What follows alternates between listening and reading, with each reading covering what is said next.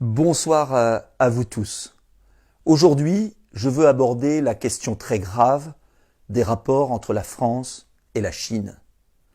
Pour la première fois, la presse française ose parler du fameux laboratoire P4, le fameux laboratoire P4 à Wuhan. La presse française en parle parce que le secrétaire d'État, le ministre des Affaires étrangères de Donald Trump, Mike Pompeo, a demandé une enquête. Parce que le chef de la diplomatie britannique s'interroge aussi sur la naissance du virus, suite au professeur Montagnier. Même le président de la République française a évoqué le besoin d'en savoir plus. Imaginez ce qu'aurait dit la presse française si nous avions eu la déclaration d'Emmanuel Macron dans le Financial Times ou celle du secrétaire d'État aux Affaires étrangères, Mike Pompeo, américain. Imaginez simplement. Qu'est-ce que le laboratoire P4 ?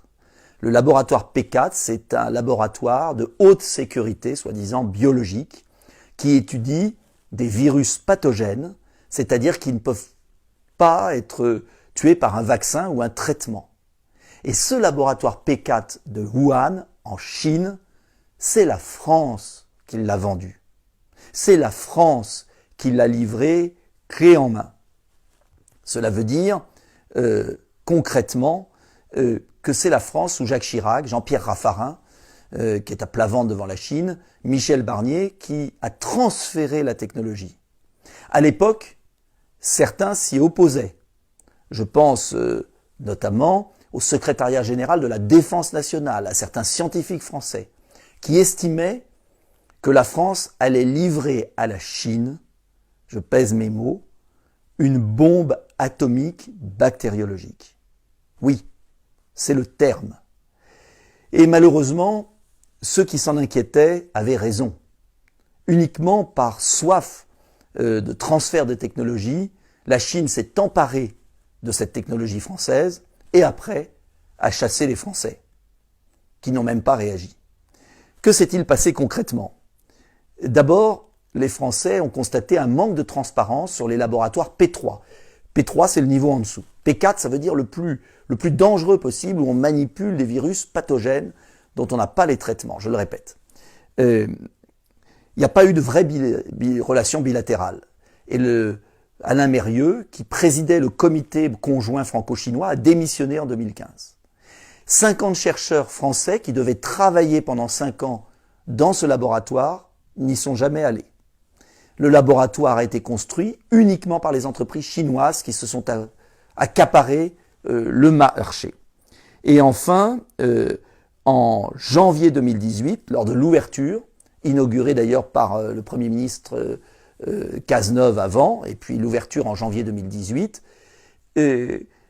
l'ambassade américaine a décelé de graves lacunes de sécurité dans ce laboratoire P4 vendu, je vous le répète, par la France. Même des médias chinois, en février 2020, ont estimé qu'il y avait des choses bizarres qui s'étaient produites et peut-être des animaux de laboratoire qui auraient été vendus sur le marché à côté. En un mot, enfin, on pose des questions à la Chine. Mais ce que vous devez savoir, c'est que l'OMS, Organisation mondiale de la santé, n'a toujours pas été autorisée à mettre le pied en Chine pour vérifier ce qui s'est passé. L'omerta totale des autorités chinoises est extrêmement suspecte. Alors je ne sais pas ce qui s'est passé. Personne ne le sait. Mais si les Américains, le président américain d'ailleurs, Donald Trump, parle depuis longtemps de virus chinois, c'est qu'il y a des informations. Et j'aimerais que la France se relève, que la France soit debout, que la France ne soit pas dépendante. Vous savez que Lénine disait que les capitalistes sont prêts à vendre la corde qui va les pendre. Eh bien, la France a vendu la corde avec laquelle nous sommes pendus aujourd'hui peut-être. Et en tout cas, on ne peut pas accepter cet état de dépendance permanente. Le général de Gaulle voulait une France libre, indépendante. Il ne s'agit pas d'épouser le camp américain au détriment du camp chinois. Le 21e siècle sera la grande confrontation entre deux immenses puissances, les États-Unis et la Chine. La France doit garder son indépendance absolue et des coopérations européennes intelligentes doivent avoir lieu pour affronter ces deux superpuissances.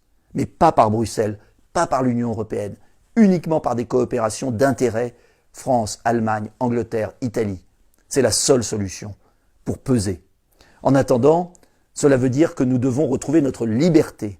Nous devons arrêter de vendre notre âme à la Chine. Nous devons demander une enquête indépendante de l'Organisation mondiale de la santé avec des experts français, américains, anglais, allemands, pour aller voir ce qui s'est vraiment produit. C'est la condition pour vaincre cette terrible épidémie. Nous devons savoir d'où elle vient, comment elle est née. Et la Chine ne peut pas continuer à humilier le monde avec ce virus chinois qu'elle a envoyé à travers le globe. Ce n'est pas possible. Nous devons demander des explications à la Chine. C'est impératif et nous devons en savoir plus. Enfin, j'espère que la vérité apparaîtra et je vous demande de diffuser le plus largement possible cette vidéo. Bonne soirée.